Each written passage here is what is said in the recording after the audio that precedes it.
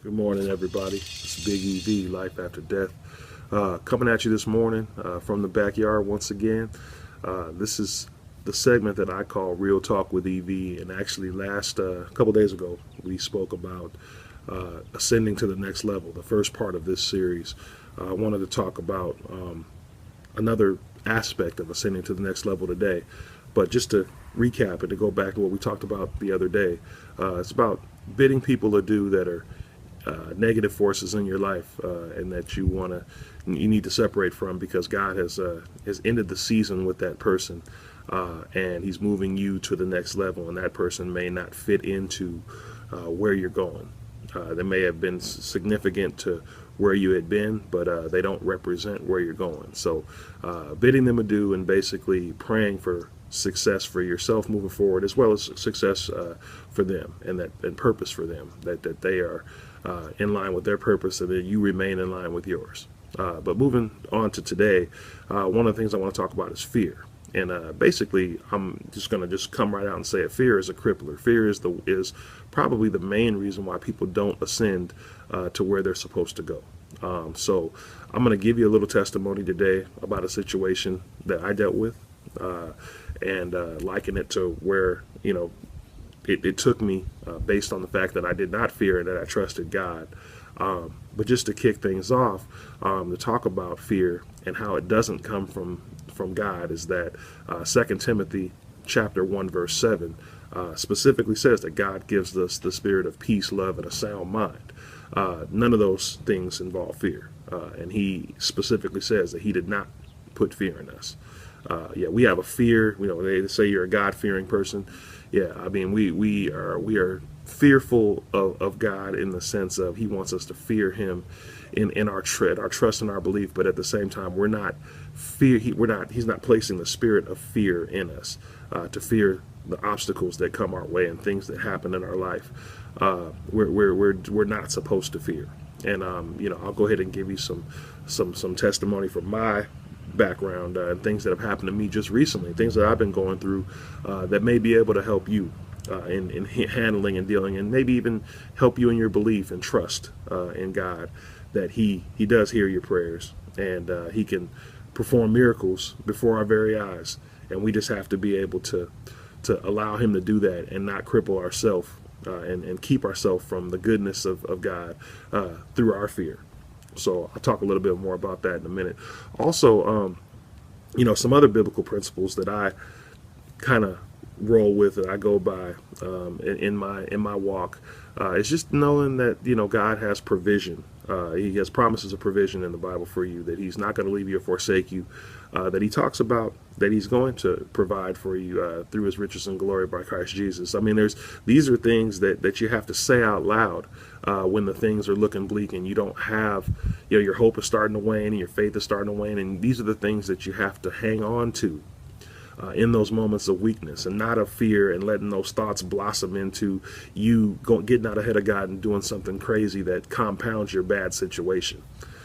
So we want to make sure that we're keeping in line with what God has for us and His purpose and His plan, and His plan and purpose is to prosper us and give us hope in the future, like He says in Jeremiah 29:11, one of my favorite verses in the Bible.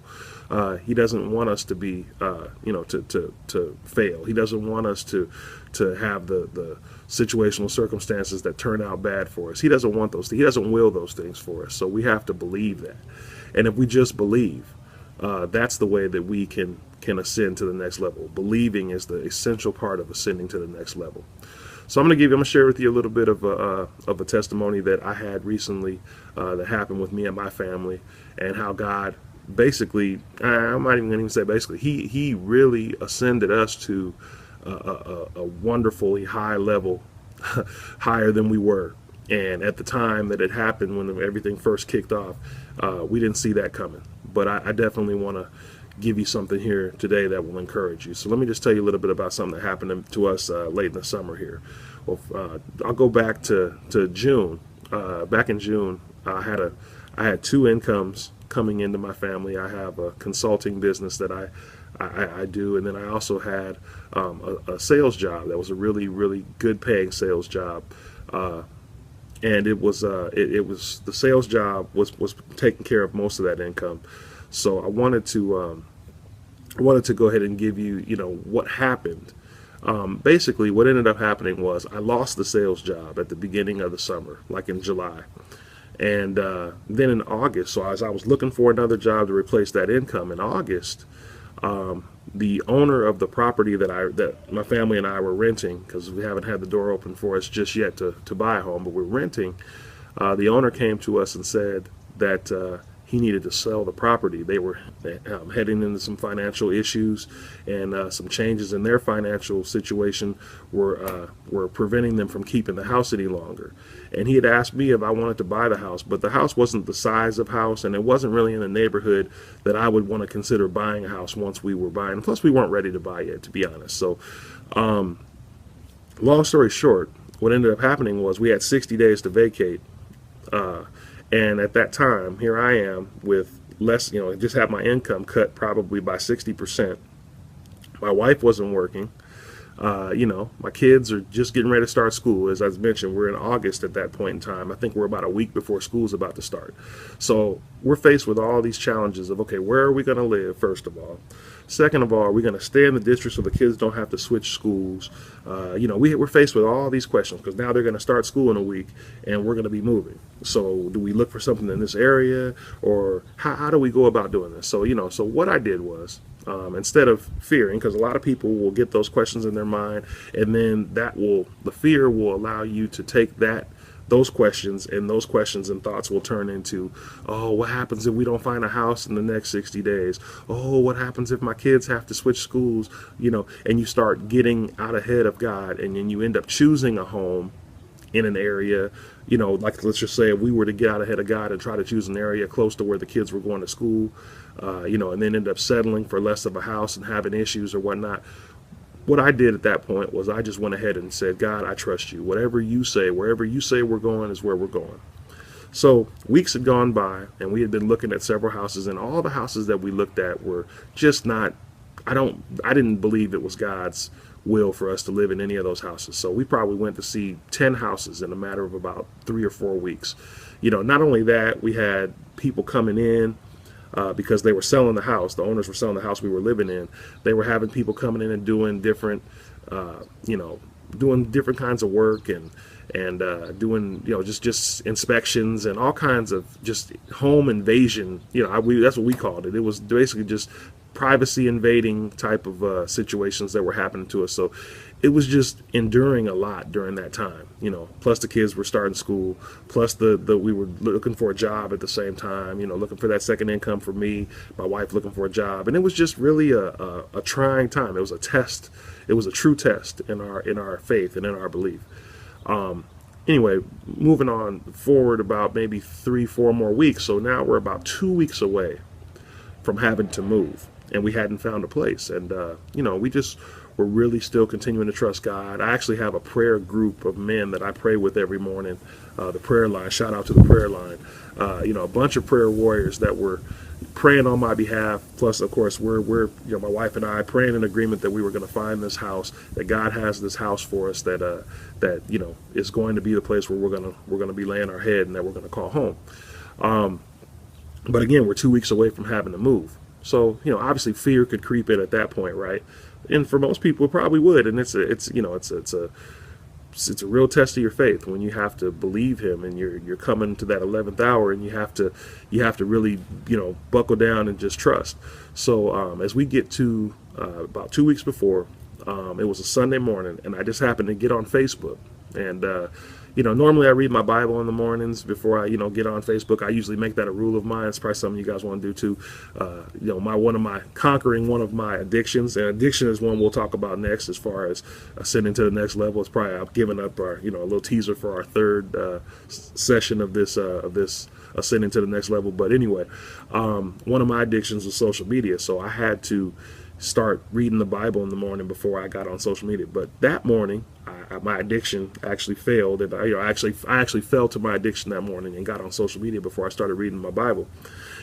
Anyway, it turns out to be a good thing, because as I got on there, one of my Facebook friends, who's a member of my church, who I'd done Bible study with before, he bought a house and he was trying to rent it out, and it's a beautiful house. He had the pictures of it on Facebook, and this was the most beautiful house we had seen of all the houses, all the probably 15 houses that we looked at. This was easily the best looking house we had ever seen. We had seen as far as the houses that we had choices of and that we were thinking of putting applications in on. Anyway, long story short, I sent a message, obviously responding that I was interested in renting the property, because he had put all the specifications of the house and, the price, the rent, the square footage, all of that was up on the Facebook post, and people were responding to it.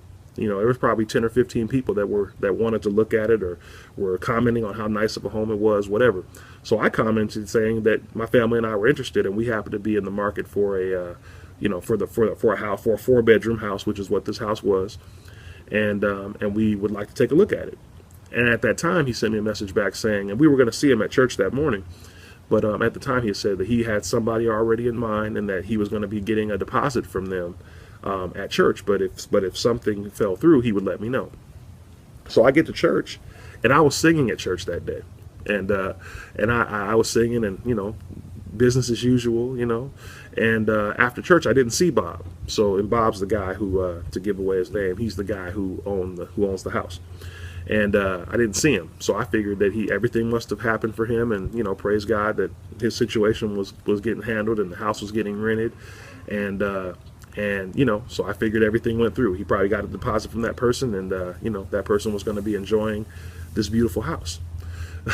Anyway, I get home and I'm getting ready to watch the football game. I sit down with my family and we're getting ready to watch the game. My wife was cooking up some food, and I get a phone call from Bob telling me that I want to come and see the house because the person didn't show up, and actually backed out and said that they no longer wanted the house. They were going to stay where they were, and they didn't bring the deposit, and so he was back at square one again. So I turned off the burners on the stove and turned the TiVo on to record the football game. I rushed over to the house with my family, and my wife and I and my kids, when we went over there and we went to go see the house, and the house was beautiful, just as we thought. And of course, Bob was just saying he wanted someone to put a deposit down. And I dropped, I was like, where's the ATM? Praise the Lord, I had the money in my account. I went and dropped the deposit and went through the application process. And a couple days later, we had our house. And it was the house that we wanted. It would have been the house. I could have seen every other house in the world. This was the house. This was the house that God had for us, and it's just a great testimony in the fact that we trusted, we believed, we prayed, and God brought it into fruition, and couldn't be happier with the situation. And yeah, it took some money to get in here, and money that we really didn't have, but by the grace of God, the money was made available, and we had the money to get here. Anything that God has for you, He's going to make sure that He sees it through for it to happen for you. So I just give you that word of encouragement. I know it took a little while longer than I would really want, 13 minutes here on this particular testimony, but I just really wanted to drive home the point that if you fear, you're really you're inhibiting God from doing what He wants to do for you. He wants to bless you.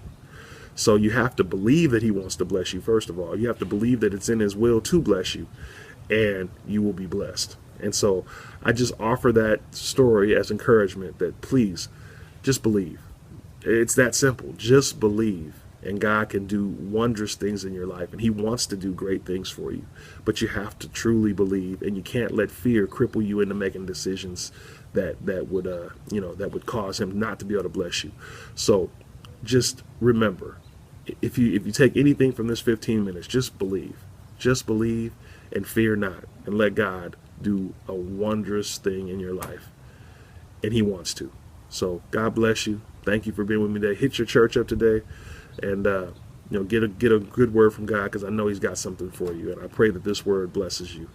And come visit us also at www.lifeafterdeathmusic.com. Check out what our ministry is doing and the things that we're trying to put out there for you guys. Encouragement, is what we're all about, and we are all about keeping it real. So let's keep it real with each other. Let's keep it real to ourselves, and most of all, let's keep it real with the Lord Jesus Christ. God bless you, and we'll talk to you soon.